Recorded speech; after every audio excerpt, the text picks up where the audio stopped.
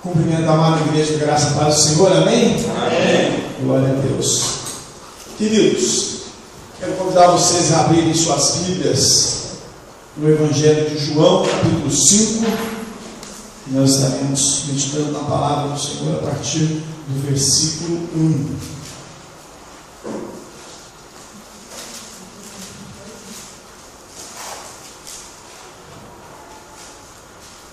Essa palavra, ela faz parte da série de palavras que foram ministradas, estão sendo ministradas lá na Igreja 7, na nossa campanha de terça-feira, lá que tem como título A Fé que Muda as Nossas Vidas. Tá? Então, essa palavra, ela é uma palavra que foi preparada com esse tema, com esse intuito de exaltar a fé. Nós estamos buscando um ano de 2014 melhor. Esse é o intuito da campanha, que o ano de 2014 seja melhor que o de 2013. E para isso nós estamos trabalhando a questão da fé. A fé que faz a diferença na vida de cada cristão. Tá?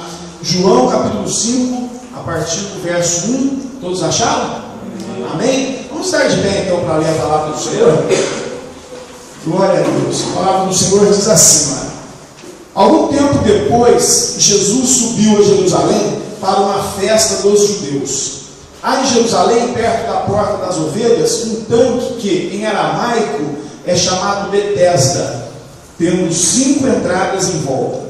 Ali costumava ficar grande número de pessoas doentes e inválidas, cegos, mancos e paralíticos. Eles esperavam o movimento nas águas. De vez em quando descia um anjo do Senhor e agitava as águas. O primeiro que entrasse no tanque, depois de agitadas as águas, era curado de qualquer doença que tivesse. Um dos que estavam ali era paralítico, fazia 38 anos. Quando o ouviu deitado e soube que ele vivia naquele estado durante tanto tempo, Jesus lhe perguntou: você quer ser curado? Disse o paralítico: Senhor, não tenho ninguém que me ajude a entrar no tanque quando a água é agitada. Enquanto estou tentando entrar, outro chega antes de mim. Então Jesus lhe disse: levante-se, pegue sua maca e ande. Imediatamente o homem ficou curado, pegou a maca e começou a andar. Aleluia. Vamos orar ao Senhor, estamos todos de pé, vamos orar ao Senhor mais uma vez.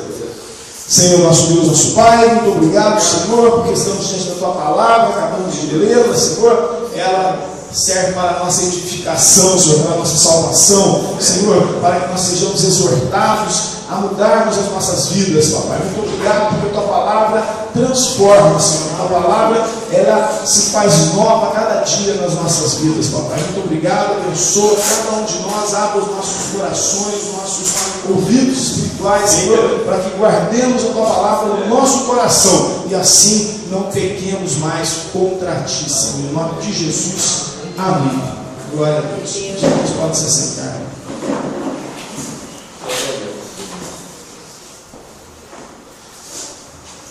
A fé é um instrumento maior que o crente tem para agradar a Deus. Ontem era no pequeno grupo, né, Milton? O Milton teve a oportunidade de participar conosco no pequeno grupo da casa do Geraldo, e do irmão Geraldo, e lá nós falávamos sobre isso. A fé é o único meio que o homem tem para agradar a Deus. A própria palavra do Senhor diz: sem fé é impossível agradar a Deus. Quando nós olhamos ao redor, quando nós olhamos a palavra do Senhor, quando nós olhamos os evangelhos de Mateus, Marcos, Lucas, João, nós vamos ver inúmeras passagens aonde Jesus, quando estava andando pelo mundo, curou pessoas. Onde Jesus, quando estava andando pelo mundo, realizou milagres maravilhosos. E boa parte dessas passagens termina com a frase de Jesus dizendo assim: olha, a sua fé te curou, a sua fé te salvou, foi a sua fé que moveu o que foi preciso acontecer aqui. Então, essa é uma realidade que ela não é lá dos tempos bíblicos, ela é uma realidade que é verdadeira hoje nas nossas vidas. O mesmo Jesus que atuava há 2.000 anos e tanto atrás, 2014, 2040 anos, já que ele viveu 33 anos, enfim, o mesmo Jesus que atuou naquele período é o mesmo Jesus que está aqui entre nós hoje. E Ele, através da nossa fé, vai poder fazer um grande milagre nas nossas vidas. Nós precisamos ter ter essa realidade como um fato nas nossas vidas. Se nós tivermos fé, o Senhor pode mudar a nossa realidade. O Senhor quer mudar a nossa realidade, quer mudar as nossas circunstâncias. Depende da nossa fé. Mas o texto que nós acabamos de ler, ele se diferencia da maioria dos textos aonde o milagre se verificava. Sabe por causa do que, meus irmãos? Porque aquele homem vivia uma situação muito terrível. Aquele homem vivia uma situação muito difícil. E a fé dele já não era tão grande. A fé dele era uma fé que estava maculada, era uma fé que estava prejudicada, era uma fé que já não era tão grande, se é que havia uma fé ainda no coração daquele homem. Amém? O texto que nós acabamos de ler, ele fala de algumas coisas que eu considero importantes antes de nós meditarmos nele. O tanque de Betesda. O tanque de Betesda, o que é isso? É um tanque que havia na entrada de Jerusalém. Jerusalém era uma cidade cercada por muralhas e tinha várias portas. Uma dessas portas era chamada a Porta das Ovelhas. Era por onde literalmente as ovelhas entravam na cidade. As ovelhas eram um meio de economicamente falando, muito importante. As ovelhas serviam tanto para o sacrifício, né, no templo de Jerusalém, como também servia de alimento, né, se tirava a lã. Era um pastoreio que se fazia naquela época, as ovelhas ali naquela região, até porque era uma região não muito beneficiada com chuva, né? Com bastante. As pastagens não são como as pastagens de outros locais que são verdejantes. Ali em Israel o negócio é mais grave um pouco. Hoje, por conta da tecnologia, melhorou muito. Mas ali então, as cabras, as ovelhas tinham mais facilidade de se alimentar ali no pasto do que o gado propriamente dito. Então era uma cultura muito importante. Então quando fala que o tanque de Betesda ficava perto da porta das ovelhas, era a porta, uma porta grande, por onde os rebanhos entravam e saíam de Jerusalém. Então, literalmente. Depois lá no Evangelho de João, Jesus vai dizer assim, nesse mesmo Evangelho, ele vai dizer, olha, eu sou a porta das ovelhas. Ele usa essa figura de linguagem para dizer que nós, as ovelhas, só podemos ter descanso e segurança quando passamos pela porta das ovelhas, que é o próprio Jesus. Então, é uma situação bastante interessante que o evangelista usa e localiza o tanque de Betesda perto. Então, o tanque basicamente é um tanque mesmo onde as pessoas buscavam água. Porém, esse tanque havia a crença de que de tempos em tempos um anjo descia e agitava as águas. E aquele que primeiro mergulhasse no tanque após esse momento seria curado de todas as doenças. Outra coisa que é bastante interessante é que aquele homem, aquele paralítico que estava diante de Jesus, ele estava ali há 38 anos paralítico, talvez há 30, há 20, que ele estava ali no tanque de Betesda todos os dias esperando o momento em que ele ia conseguir, no momento que o anjo não aparecer, né? Que a água se movesse, ele ia pular na água. E este homem, ele está diante da salvação, ele está diante do Salvador, ele está diante daquele que podia mudar todas as circunstâncias da vida dele, e sequer o reconheceu. Conversou com Jesus sem saber que era Jesus. Então são situações bastante interessantes que dão assim uma localizada para a gente. O que estava acontecendo ali? Jesus estava em Jerusalém naquele dia, segundo o que se pode deduzir, por conta de uma das grandes festas, porque ele diz ali que havia uma festa em Jerusalém e Jesus estava ali, porque Jesus só foi a Jerusalém definitivamente no final do seu trabalho. Nesse período ele ainda circulava pela Galileia, ainda circulava fazendo a sua pregação, mas por conta desta festa ele vai até Jerusalém. 3 festas, o Pentecoste, a Páscoa e a festa dos tabernáculos ou das tendas, Todo judeu que pudesse, que tivesse condições, deveria se deslocar a Jerusalém. E Jesus, como era um bom judeu, ele cumpria essa obrigação e estava ali por conta desse detalhe. Eu dividi a palavra de hoje em 2 tópicos apenas 2 tópicos. O primeiro tópico, eu dei um título para ele. O título que eu dei para ele é só: superstição e graça. Superstição e graça. A primeira coisa que a gente olha para esse texto e que chama a minha atenção é o fato de que este homem, aquele paralítico, aquele homem que há 38 anos sofria, ele tinha fé. Tanto que todos os dias ele ia para a beira do poço. Mas chama a atenção ele ter fé em algo que de fato era um mito. De fato, verdadeiramente, as pessoas não eram curadas, não era um anjo que descia ali. A Bíblia cita isso como a crença daqueles homens naquele tempo. Aquela água se movia, acreditam os estudiosos, por alguma fonte, porque aquela água era alimentada por algum lugar, aquele tanque era alimentado em algum lugar, e eles acreditam que era uma fonte intermitente. De tempos em tempos jorrava uma água ali, a água se movia, aí era o anjo, e alguém pulava lá dentro para ser curado ou não. Então aquele homem, apesar da grande fé que ele tinha de ser curado naquele tanque, ele tinha a fé calcada em algo equivocado. Não era aquilo que ia curá-lo. Quem poderia curar era Deus. Eles conheciam o Deus verdadeiro. Aquilo era uma superstição, era um mito que existia no meio daquele povo, e o povo então colocava lá os paralíticos lá para serem curados. Quando eles conheciam a Deus, quando eles sabiam que existia um Deus todo-poderoso que poderia fazer um milagre. Não, eles ficavam esperando o anjo mexer na água. Quando a gente olha para essa situação e olha para a igreja de hoje, dos nossos dias, nós podemos fazer um paralelo interessante.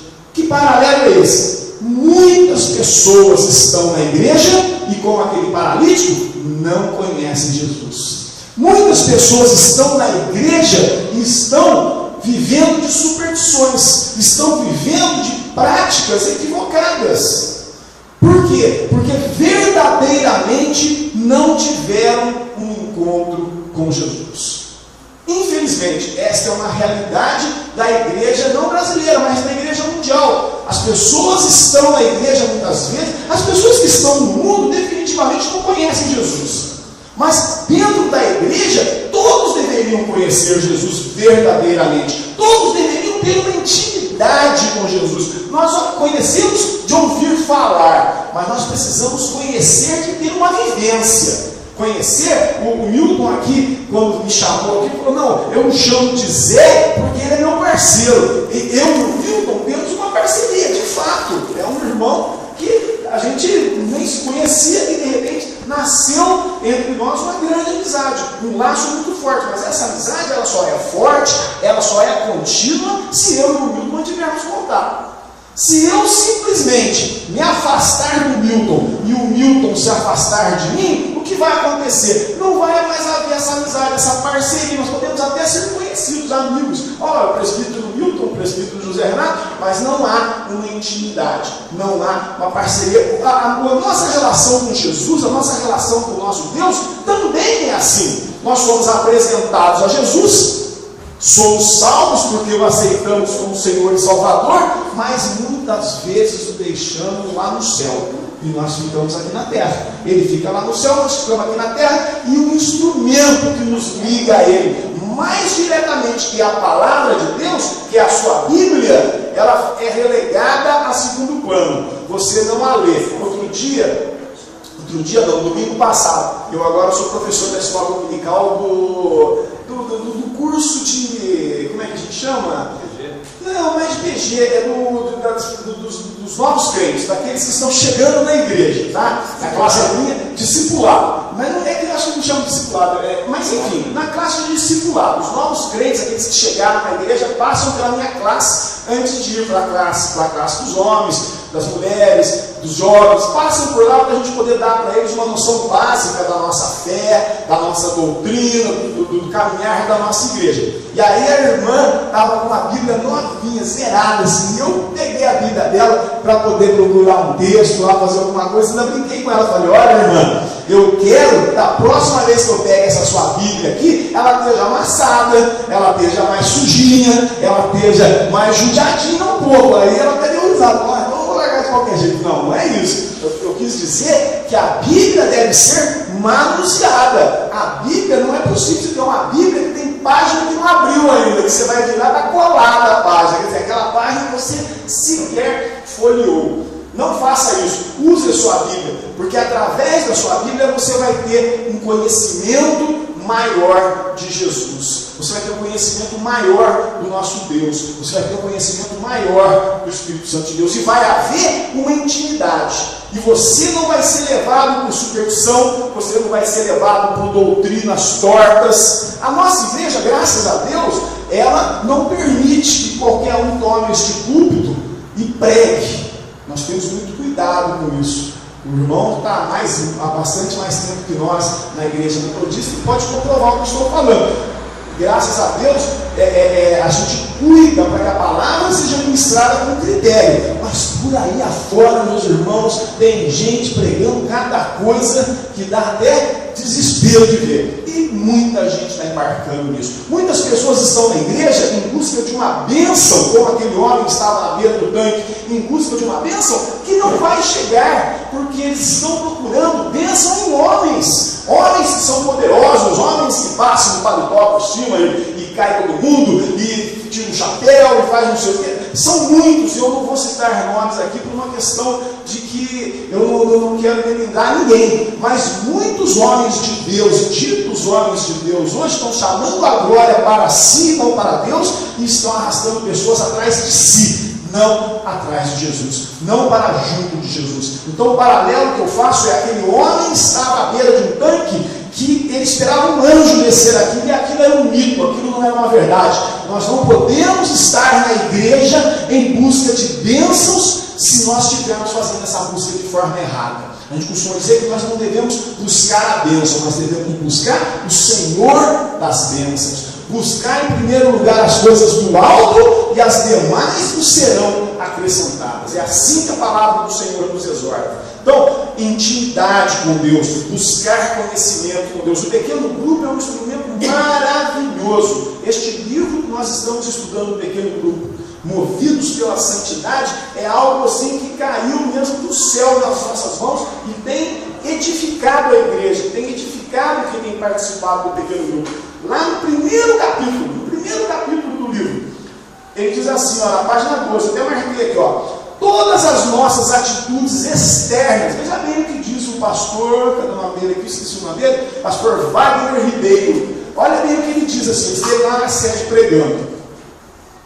Todas as nossas atitudes externas, por mais belas que elas possam ser, os nossos cultos, os nossos dízimos, até mesmo a nossa participação em obras sociais, não terá sentido e propósito se não tivermos um coração totalmente rendido ao Senhor. Então, quando nós estamos aqui na casa do Senhor, quando nós estamos caminhando com o Senhor, o nosso coração tem que estar nele, a nossa busca tem que estar nele, o nosso olhar tem que estar nele, não é no pastor, não é no presbítero, não é no prédio onde nós estamos, porque nós vivemos um momento ímpar também lá na sede de construção de um novo prédio, então a gente vê aquilo tudo sendo feito e acaba se prendendo aquilo como os judeus se prendiam ao templo. Eles gostavam mais do templo do que do Deus do templo. Eles tinham mais zelo pelo templo do que pelo Deus do templo. Nós precisamos estar ligados a Jesus. Buscar uma intimidade com Jesus. Buscar que o nosso coração esteja totalmente rendido a Jesus. E aí as coisas vão acontecer de forma diferente nas nossas vidas. Nós seremos transformados. Nós teremos realmente um relacionamento com Deus. E aí, a graça dele, hoje nós lemos o texto, o Salmo diz que é isso, a tua graça é mais importante do que a nossa vida. Paulo tinha um espinho na carne, Paulo tinha uma doença, tinha um problema. A Bíblia não especifica o que era. Não diz exatamente o que Paulo tinha, mas era algo que o incomodava, era um problema que ele enfrentava. E ele por 3 vezes orou ao Senhor, ele escreveu isso. Por 3 vezes orei ao Senhor para que me tirasse esse espinho da carne. E a resposta foi: não, isso daí é para você ficar esperto, isso daí é para você se lembrar que você é humano, isso daí é para você se lembrar de que você depende de mim. Para você, a minha graça te basta. Então, nós precisamos estar ligados inteiramente a Jesus. Não ligados nós não podemos permitir que a nossa vida aqui se torne uma coisa mecânica. Começa por aí. Nós não podemos permitir que, de entrar na nossa cabeça, nós estamos fazendo uma campanha e que a campanha é milagrosa. Não, quem é milagroso é Deus. Deus é milagroso. Nós estamos fazendo um sacrifício de participar de uma campanha. Nós estamos nos empenhando, nós estamos fazendo um voto com Deus. Mas não é a campanha em si, é o Deus que vai nos abençoar na campanha. Tenha isso na sua vida. Um relacionamento profundo com Deus, de intimidade. Que você possa dizer como o Milton disse: ó, Deus é meu parceiro. Deus é meu parceiro, Deus está comigo. Aonde eu vou, Deus está comigo. O que eu vou fazer, eu faço e Deus está sabendo. Ao ponto de nós podermos dizer como Paulo. Paulo é aquela pessoa que a gente tem que se espelhar. Ele dizia para os seus seguidores: sejam meus imitadores, porque eu sou imitador de Jesus. Então, Paulo dizia assim: já não vivo eu, mas Cristo vive em mim. Isso só vai acontecer na sua vida, meu irmão e minha irmã, quando você entregar a sua vida verdadeiramente para Jesus. Quando você deixar a sua vontade em segundo plano. Quando você abrir mão de utilizar o seu livre-arbítrio. Pô, mas quer dizer que o livre-arbítrio foi Deus que me deu, eu não posso usar. No carro não esconde, né, meu? Não, o livre-arbítrio serve para a gente pecar. Porque quando você está fazendo a vontade de Deus, a vontade do Criador, você não precisa do livre-arbítrio. Você vai fazer aquilo que Deus manda você fazer. Através da sua palavra, através do Espírito Santo que habita no seu coração e no meu coração, Deus vai falar com você. E vai falar comigo e vai dizer qual é a vontade dele. Então, a primeira parte é: não nos apeguemos a superstições, não olhemos para homens, não olhemos para templos, mas olhamos todos os dias, em todos os instantes, para Jesus, buscando conhecer mais e mais e mais do nosso Deus. Mas em contrapartida, eu coloquei aqui, né, que é superstição e graça. Sabe o que significa Betesda? Betesda, essa palavra que vem lá do aramaico, diz lá aramaico. O que é aramaico? Aramaico era a língua que Jesus falava, né? O aramaico. Então, em aramaico, Betesda significa casa de graça, segundo a NVI, Nova Versão Internacional. Casa de graça. Segundo a pequena enciclopédia bíblica, que é um livro que eu recomendo para quem quiser aprender mais da palavra do Senhor, custa baratinho. Qualquer 50 conto compra ele, e ele tem uma enormidade de ensinamentos. Pequena enciclopédia bíblica, casa de misericórdia. Eu quero dizer para vocês, meu irmão, que aquele tanque se chamava casa de misericórdia. Tanque de misericórdia. Tanque aonde vai acontecer a bênção. E eu quero lembrar você, meu irmão, que este lugar aqui é Betesda. Este lugar aqui é casa de bênção, é casa de graça, é casa de misericórdia, porque aqui o povo de Deus se reúne.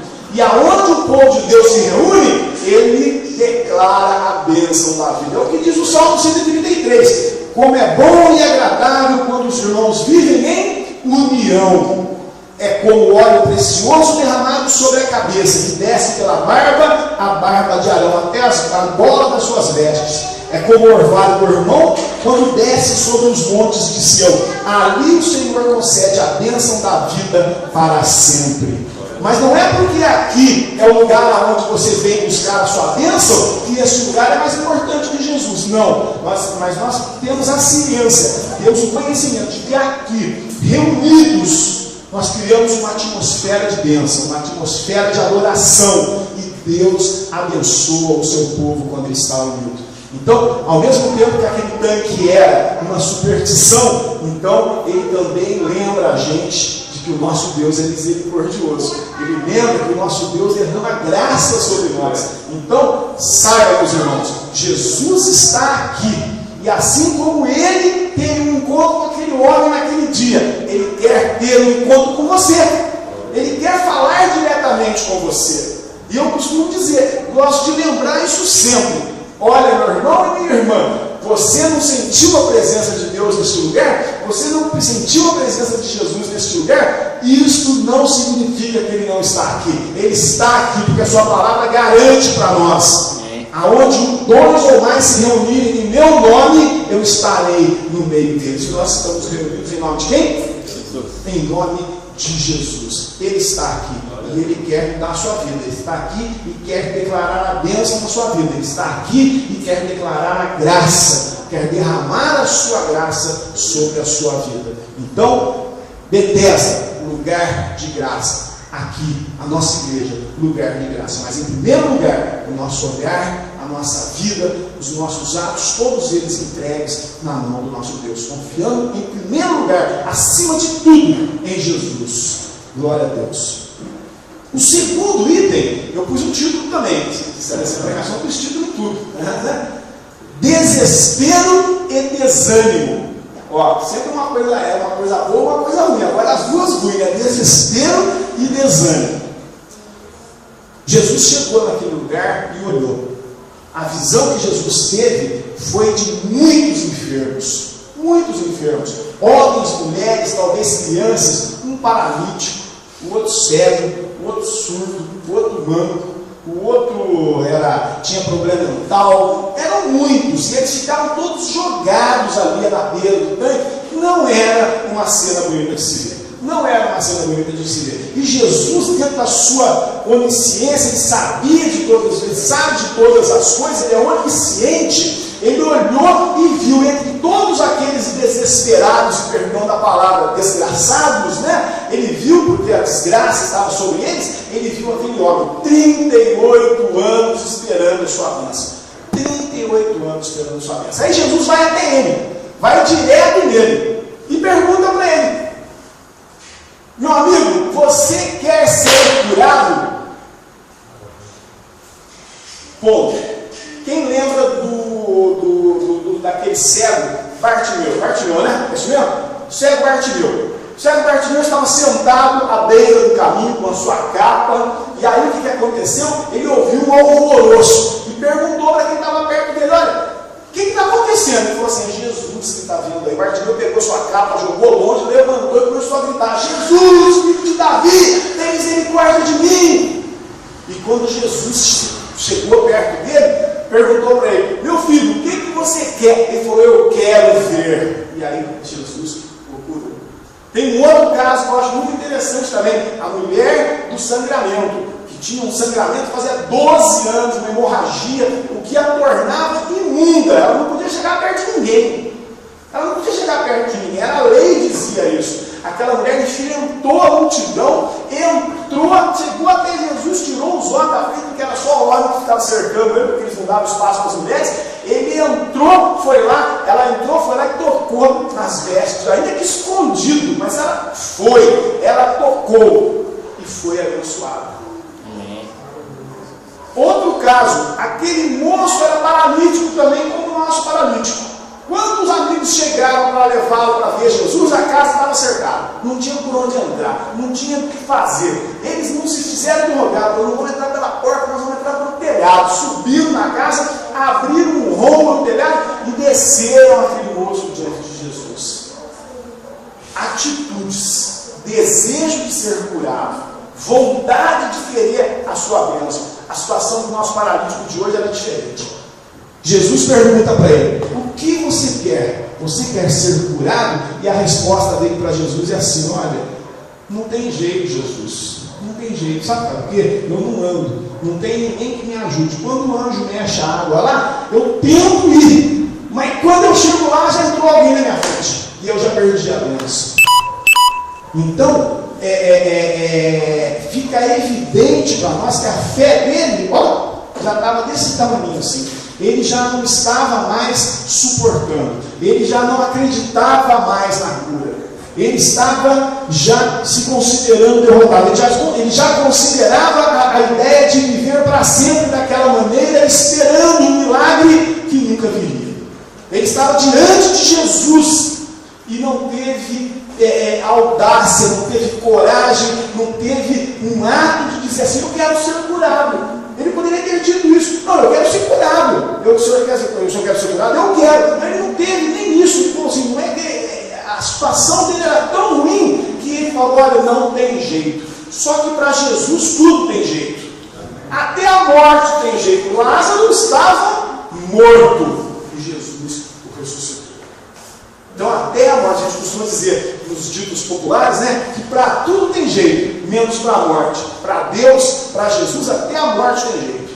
Porque Ele pode ressuscitar. Porque Ele é o Deus da vida. E Ele pode fazer viver aquele que já morreu. Porque Ele foi o primeiro a ser ressuscitado. Ele é o primeiro, né? Ele é aquele que venceu a morte. A morte já não faz mais, não tem mais o mesmo poder sobre nós. Porque Jesus venceu a morte.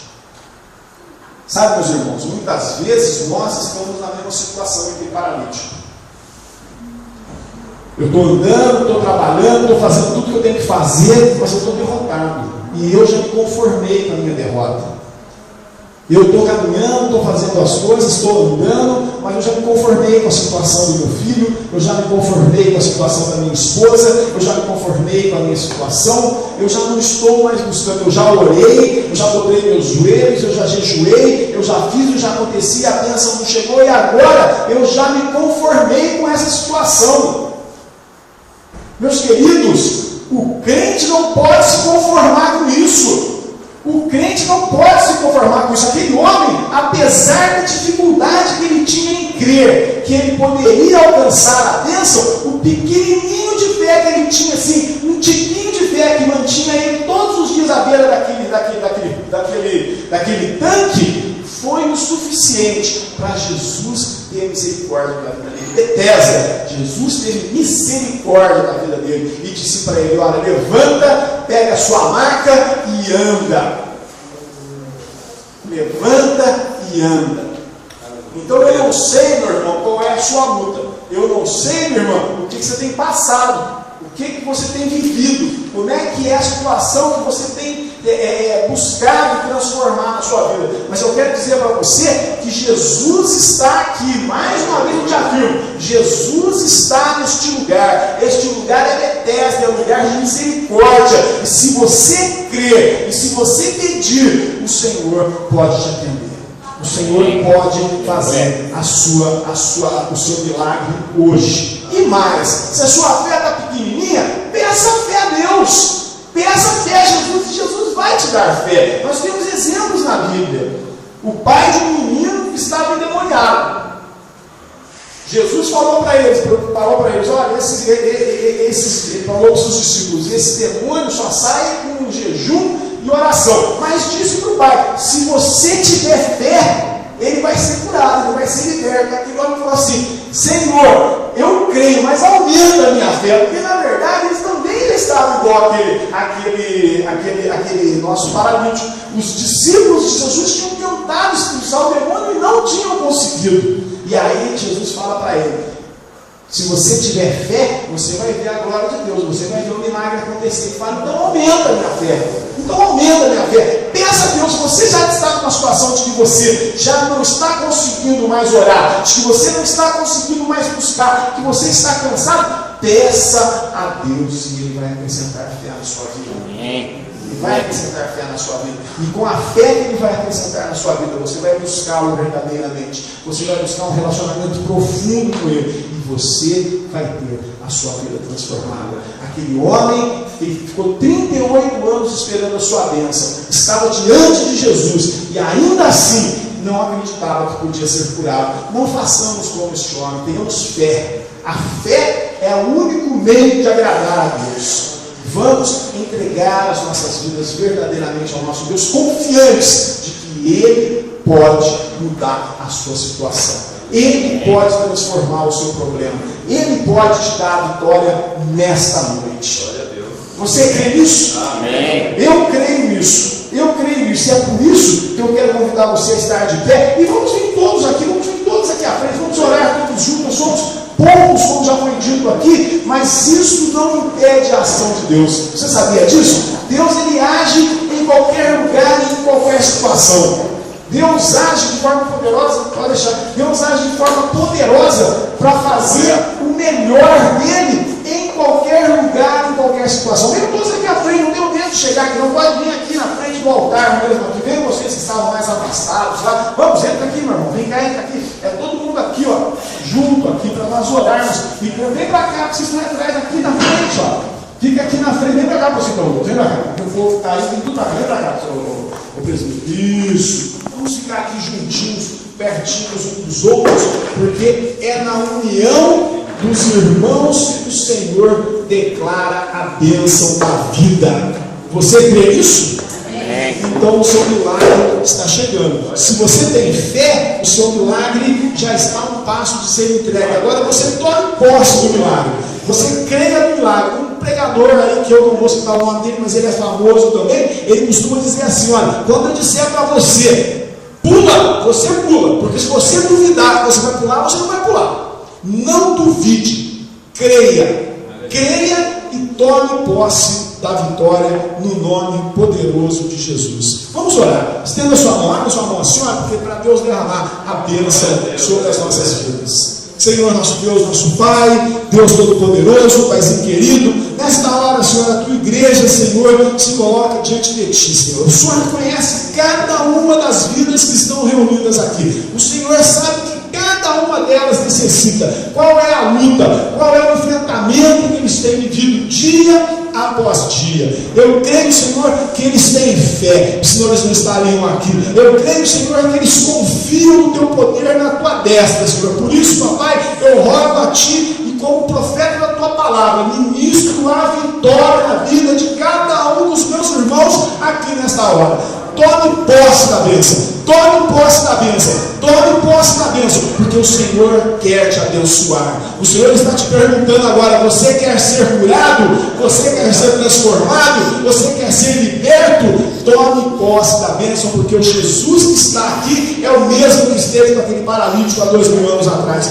O Jesus que está aqui é o mesmo que morreu na cruz, para que nós pudéssemos hoje sermos salvos e fazermos parte da família vitoriosa, da igreja vitoriosa do Senhor Jesus Cristo. Abençoa, papai, no nome poderoso de Jesus, cada uma destas vidas. Eu profetizo a bênção da vitória, a bênção da cura, a bênção da libertação, a bênção de poder, óleo de alegria, Senhor, sobre cada um dos meus irmãos, sobre a minha vida, sobre a minha casa e sobre a casa de cada um de nós, em nome de Jesus. Amém. Glória a Deus. Aleluia. Uma salva de palmas para Jesus. Aleluia.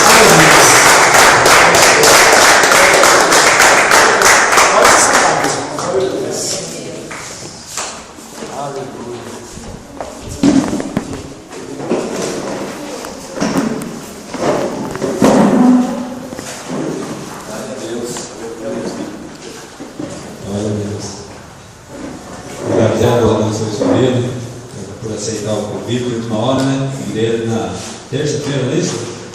De última hora, não. Pronto. Meus irmãos, a palavra do Senhor foi ministrada como sempre acontece. Hoje foi